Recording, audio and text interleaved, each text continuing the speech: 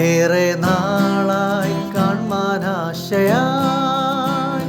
കാത്തിരുന്ന എൻ്റെ പ്രിയനെ തേജസ്സോടെ ഞാൻ കാണുന്ന നേരം തിരുമാടണഞ്ഞിടുമേ.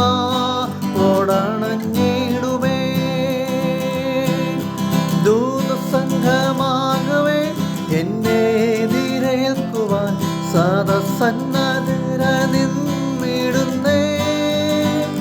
ശുഭ്രവസ്ത്രധാരിയായി എൻ്റെ പ്രിയന്റെ മുൻപിൽ ഹല്ലേലൂയ പാടിടും ഞാൻ. സുഭാഷിതം.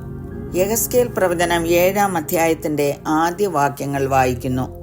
യഹോവയുടെ അരുളപ്പാട് എനിക്കുണ്ടായത് എന്തെന്നാൽ, മനുഷ്യപുത്ര, യഹോവയായ കർത്താവ് ഇസ്രായേൽ ദേശത്തോട് ഇപ്രകാരം അരുളിച്ചെയ്യുന്നു, അവസാനം ദേശത്തിന്റെ 4 ഭാഗത്തും അവസാനം വന്നിരിക്കുന്നു. The word of the Lord came to me, Son of man. This is what the sovereign Lord says to the land of Israel. The end has come upon the 4 corners of the land. ചരിത്രം നോക്കുമ്പോൾ ഈ പ്രവചന യെഹെസ്കേൽ പറയുന്നത് അദ്ദേഹം പ്രവാസിയായി Babylon രാജ്യത്തിൽ വസിക്കുമ്പോഴാണ്. Babylon രാജാവായിരുന്ന Nebuchadnezzar യെരുശലേമിനെ 3 പ്രാവശ്യം ആക്രമിച്ചു. 1-ാം ആക്രമണത്തിലാണ് ദാനിയേലിനെയും തന്റെ സ്നേഹിതന്മാരെയും ബാബിലോണിലേക്ക് കൊണ്ടുപോയത്. 2-ാം ആക്രമണത്തിലാണ് പുരോഹിതനായിരുന്ന യെഹെസ്കേൽ ബാബിലോണിൽ എത്തിപ്പെടുന്നത്. ഈ പ്രവചനം പറയുമ്പോൾ 3-ാം ആക്രമണം നടന്നിട്ടില്ല.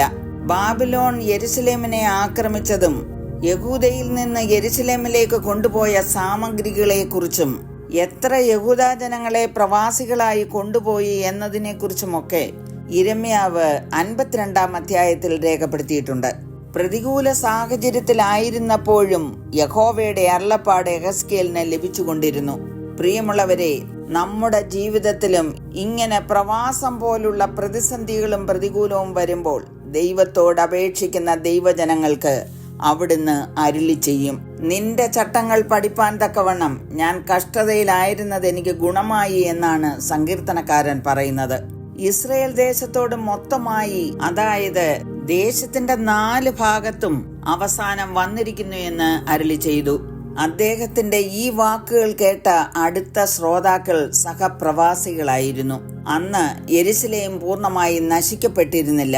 3-ാം ആക്രമണത്തിൽ സംഭവിച്ചത് യിരെമ്യാവ് ഇങ്ങനെ എഴുതിയിരിക്കുന്നു: അവൻ യഹോവയുടെ ആലയവും രാജധാനിയും ചുട്ടു. യെരുശലേമിലെ എല്ലാ വീടുകളും പ്രധാന ഭവനങ്ങളൊക്കെയും തീവെച്ച് ചുട്ടുകളഞ്ഞു. ഈ സംഭവങ്ങളൊക്കെ ചരിത്രത്തിന്റെ ഏടുകളിലുണ്ട്. യഹൂദാജനം വിഗ്രഹാരാധനയിൽ നിന്നും പാപത്തിൽ നിന്നും മനം തിരിഞ്ഞ് ജീവനുള്ള ദൈവത്തെ സേവിക്കണമെന്നുള്ള ആഹ്വാനം പ്രവാചകന്മാരിൽ കൂടി അരുളി ചെയ്തത് അവർ അനുസരിച്ചില്ല. അങ്ങനെ ക്ഷമയുടെ കാലം അവസാനിച്ചു. അവസാനവും എത്തിയിരിക്കുന്നു.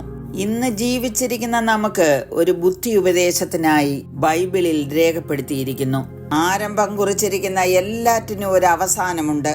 നാം ഒരു പ്രവർത്തനം ആരംഭിക്കുമ്പോൾ അതിനൊരു നല്ല അവസാനത്തിനായി നാം കാത്തിരിക്കാറില്ലേ?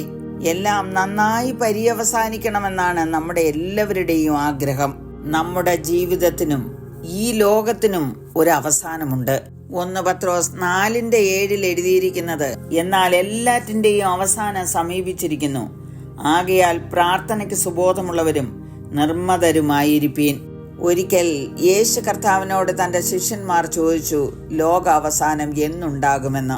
മത്തായി 24:14 പറഞ്ഞിരിക്കുന്നു, രാജ്യത്തിന്റെ ഈ സുവിശേഷം സകല ജാതികൾക്കും സാക്ഷ്യമായി ഭൂലോകത്തിലൊക്കെയും പ്രസംഗിക്കപ്പെടും. അപ്പോൾ അവസാനമുണ്ടാകും. പഴയ നിയമകാലത്തെ പ്രവാചകന്മാരെ പോലെ സുവിശേഷം ഇന്ന് ലോകമെമ്പാടും പ്രസംഗിച്ചു കൊണ്ടിരിക്കുന്നു. ദാവീദിന്റെ സന്തതിയായി ജനിച്ച് മരിച്ചിട്ട് ഉയർത്തെഴുന്നേറ്റിരിക്കുന്ന യേശു ക്രിസ്തുവിനെ ഓർത്തുകൊള്ളുക, അതാകുന്നു എന്റെ സുവിശേഷമെന്ന് പൗലോസ് പറഞ്ഞിരിക്കുന്നു. യേശു ക്രിസ്തുവിൽ വിശ്വസിക്കുന്നവർക്ക് നിത്യജീവനുണ്ട്. അവരുടെ അവസാനം ദൈവത്തോടൊപ്പമായിരിക്കും. അവർ ഒരിക്കലും നശിച്ചു പോകുകയില്ല. അവസാനത്തോളം സഹിച്ചു നിൽക്കുന്നവർ രക്ഷിക്കപ്പെടും. അവസാന തുള്ളി രക്തം വരെയും മനുഷ്യരെ പാപത്തിൽ നിന്ന് രക്ഷിക്കുന്നതിനു വേണ്ടി ഒഴുക്കിത്തന്ന യേശു ക്രിസ്തുവിൽ വിശ്വസിക്കാം, പ്രാർത്ഥിക്കാം. കരുണയുള്ള പിതാവേ, സുവിശേഷത്തിൽ വിശ്വസിച്ച് അവസാനത്തിൽ രക്ഷ പ്രാപിപ്പാൻ അടിയങ്ങളെ സഹായിക്കണമേ എന്ന് യേശുക്രിസ്തുവിന്റെ നാമത്തിൽ അപേക്ഷിക്കുന്നു. കേൾക്കണമേ. ആമേൻ. ലോകെ ഞാനൻ ഓട്ടം തികച്ചു, സ്വർഗ